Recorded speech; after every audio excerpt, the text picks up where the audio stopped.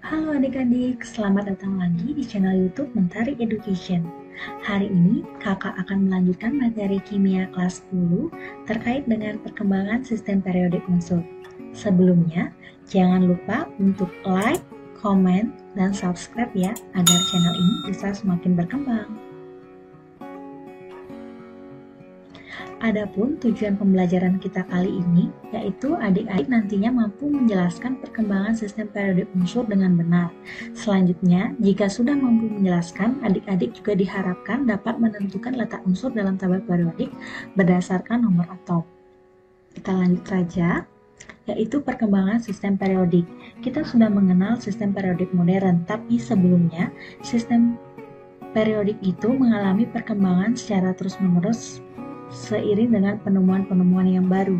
Yang pertama, sebelum sistem periodik modern, yang pertama terdapat sistem periodik yang diurutkan atau disusun berdasarkan dua unsur atau dua jenis unsur, yaitu logam dan non-logam, yang mana logam dan non-logam ini pertama kali dikemukakan atau ditemukan oleh para ahli kimia Arab dan Persia yang mengelompokkan unsur-unsur tersebut menjadi dua jenis, yaitu logam dan non-logam, yang mana pada saat itu terdapat 16 unsur logam yang diantaranya terdiri dari besi, emas, perak, seng, nikel, dan tembaga, sedangkan 7 unsur non-logam lainnya seperti arsen, hidrogen, nitrogen, oksigen, karbon, belerang, dan fosfor. Selanjutnya, terdapat perkembangan sistem periodik menurut tabel periodik Lavoisier, yang mana menurut tabel periodik Lavoisier, pengelompokan itu berdasarkan sifat kimia yang terdiri dari gas, tanah, logam, dan non-logam. Pada saat ini sudah ditemukan 33 unsur kimia, yang mana pengelompokan unsur ini berdasarkan sifat kimianya seperti yang tadi sudah saya sampaikan.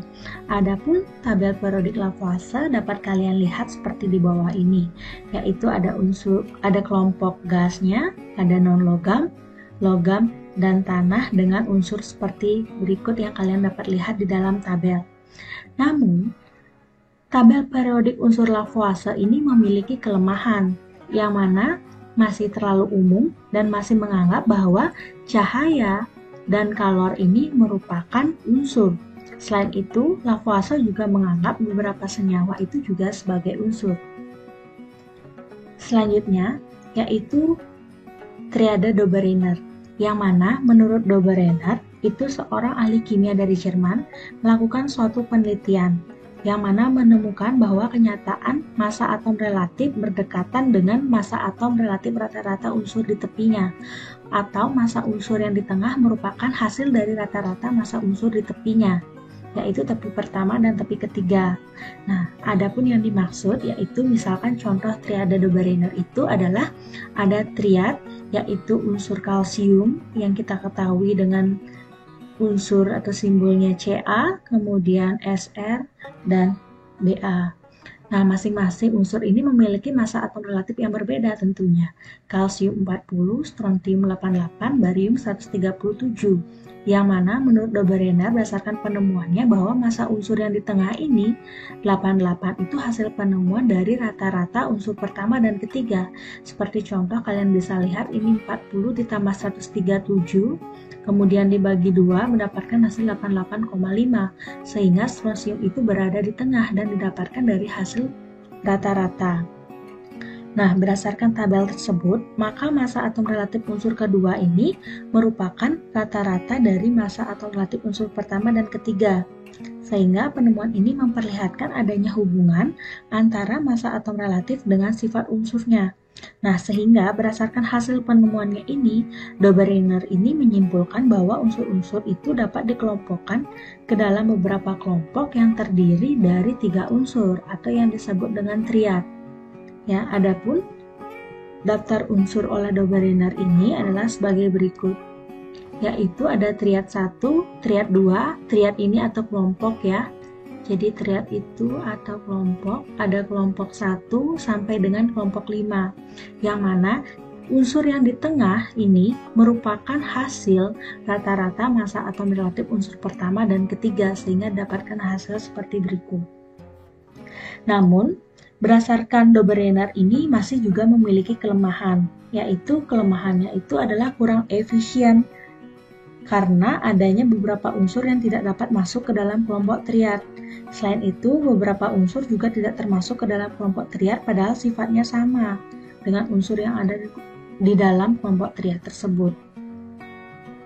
Selanjutnya itu ada Octave Newlands, di mana menurut Octave Newlands ini seorang ahli kimia kebahasaan Inggris mengumumkan penemuannya yang kita kenal dengan istilah hukum oktav, yang mana beliau mengungkapkan atau mengelompokkan bahwa unsur itu dikelompokkan berdasarkan kenaikan nomor massa atom, sehingga sifat unsur itu akan berulang pada unsur ke-8 atau unsur yang berselisih 1 oktav. Nah, sehingga kalian bisa lihat bahwa ini unsur pertama ya.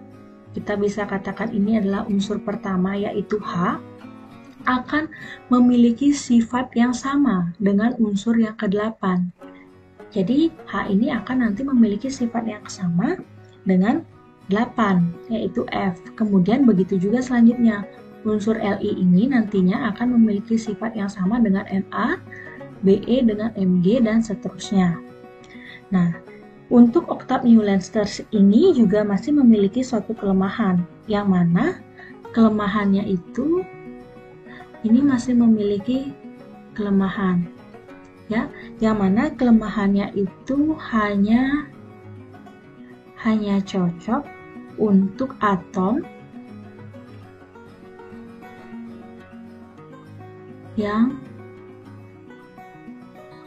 yang memiliki massa atom kecil. Massa atom kecil yang dimana maksudnya itu adalah AR kurang dari sama dengan 40. Nah, jika dia memiliki massa atom yang besar, dia tidak bisa mengikuti aturan Octave Newlands ini. Selanjutnya yaitu perkembangan sistem periodik Mendeley.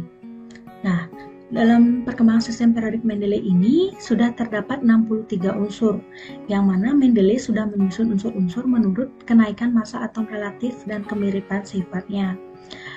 Pada sistem periodik Mendeley ini dikenal dengan sistem periodik bentuk pendek karena memang bentuknya yang pendek.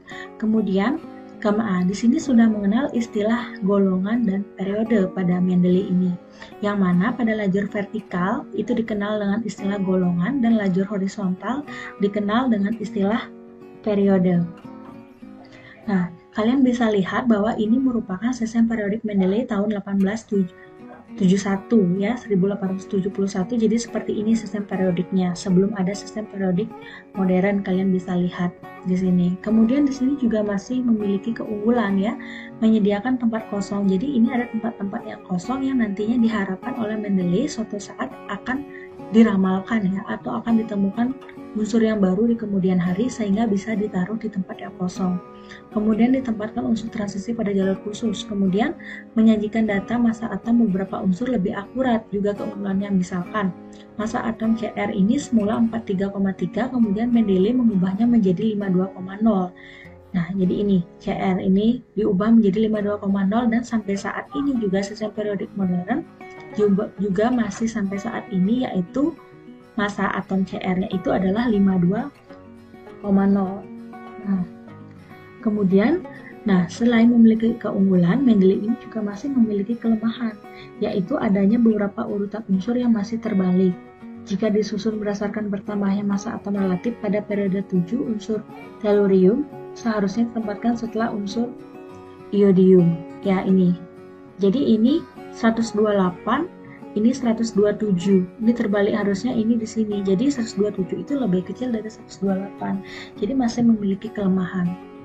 Nah, selanjutnya itu ada Mayer. Nah, di Mayer ini dia mengamati hubungan antara kenaikan massa atom dengan sifat unsur. Nah, pada Mayer ini sudah menggambarkan grafik hubungan antara volume atom unsur terhadap massa atom relatifnya. Bisa dilihat bahwa itu merupakan dari Mayer, yang mana massa atom ini merupakan massa atom relatifnya.